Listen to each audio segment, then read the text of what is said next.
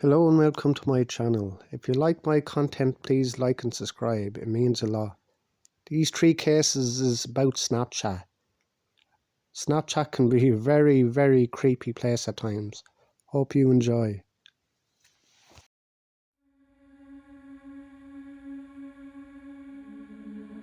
This happened when I was a senior in high school. Snapchat was how I communicated with all my friends during that time. In fact, I would bet that Snapchat was the most popular app in the entire school. I went to a pretty large high school and really enjoyed it. Sometime in the fall semester though, I was added on Snapchat by a new user. It happened on a day shortly after I arrived at school.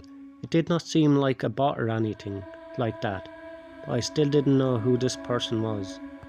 The username was Josh something. It was a lot of numbers and the name was just Josh. There was probably a few people named Josh at my school. I added the account back without giving it much thought. Not long after doing so, Josh sent me a Snapchat. It was a chat though, not a picture. He said hi to me and what's up. I responded asking him who he was and how he knew me. He claimed to go to my school and mentioned it by name. I believed him and had no reason not to. I don't remember exactly what I said after that, probably just cool or something. We talked very briefly, but I didn't know what he looked like. So I didn't know if I had a class with him or anything. The conversation didn't last very long and I stopped talking with him. But later on in that same day, I got another Snapchat from him once again. It was just a chat and I still didn't know what he looked like. He said meet me behind the school near the English hallway doors after school. That was kind of weird. Why was he asking me to meet him after school? I knew where that exit was from the English hallway. It was rarely used and in the back corner of the school in a quieter area. I asked him why. He said to just please show up. I really wanted to know who exactly this guy was. When I clicked on his username again, there was no way of knowing. He didn't have a last name or initial, just Josh and a bunch of numbers. So when the school day ended, I did not go behind the school like he asked. I just left through the main side exit and went to my car in the student parking lot. I got another snap from him and I saw it when I got into my car. He asked me where I was and I left him unopened, and then started to drive home. The drive was normal. When I got to my street where I lived with my parents, though a car followed me onto it. We lived on a quieter street and I did not recognise the car. I pulled into my driveway and the car kept going down the street. I went inside and unpacked my school things, then went into my bedroom. I could see out the window that the same car was now parked on the side of the street a little ways up. The way that it was parked, kind of in front of our yard, seemed a little bit strange to me. I couldn't tell who was inside of it though. It was a red two-door sedan, kind of smaller and looked to be fairly old, at least 15 years old. I covered my window and then went into the kitchen to get something to eat. Not long after I remembered that the car was gone. Pretty soon I forgot all about it and I didn't get any Snapchats from Josh and had a pretty normal day. That night though, when I got into my bedroom and was going to go to bed, I saw the car again. It's parked in the same spot, the same red car. I couldn't tell if anyone was inside of it or not. I had a really bad feeling though. I left my bedroom and found my dad and told him all about this. It just seemed really strange and I didn't know who it was. I wasn't sure what my dad wanted to do about it, but I figured that I should let him know. He left the house, I guess to go get a closer look at the car. I watched him from the window now. I had no idea if anyone was inside of the car or not. It was too hard to tell from where I was. When my dad got about halfway to the car, suddenly he started driving. It sped off and went down the street, past my dad, standing in front of our yard. When the car was gone, my dad came back inside. He said that he saw a man driving. We were glad that the car was now gone. I didn't connect the car to the person on Snapchat, but the next morning I remembered the person when I looked on Snapchat. I had been blocked from the account. I asked around some friends at school and none of them knew who this Josh guy possibly could have been. I'm pretty sure that a grown man was pretending to be this Josh guy and tried to get me to go with him. He probably followed me home after I didn't meet up with him. It's really creepy to think about if that was in fact the case. The good thing though is that I never heard from him again or seen the car after that.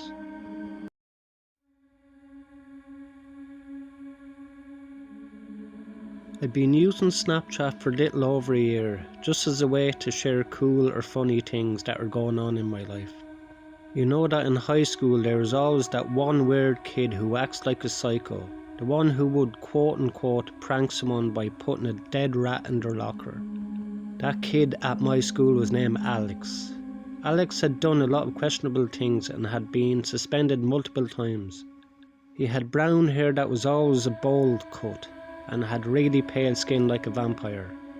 One day I got a notification on my phone while I was playing some video game. It was from Alex. I didn't remember adding him, but I thought he must have seen my snap code from my Instagram page or something like that.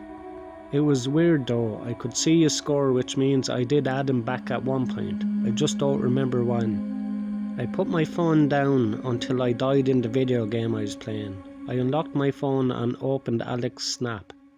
It was an extremely zoomed in picture of the door handle, more specifically a locking mechanism. It was captioned, "Hello." I actually got a screenshot of that picture. I was kinda creeped out because I knew this kid was the kind of person who would come to your home and do something really messed up. I texted him back asking why he sent me that picture. He responded with another picture. It was a blurry picture though, a window looking into a house. My heart sank when I realised it was a picture of our kitchen. I also screenshotted this picture. I ran straight to our kitchen and looked out the window. I saw him on my deck laughing. I ran around the side of our dining room and threw open the door. He was still standing there, but he was holding his hand behind his back. I told him to get off our deck, but he slowly removed his hand from behind his back. He was holding a knife. I slammed the door shut and locked it. I yelled through the door that if he didn't leave I would call 911. He smiled at me and slowly walked off our deck. I ran to make sure all the exterior doors were shut and locked. I don't know what he would have done if I hadn't slammed the door shut, but I hope I never have to find out.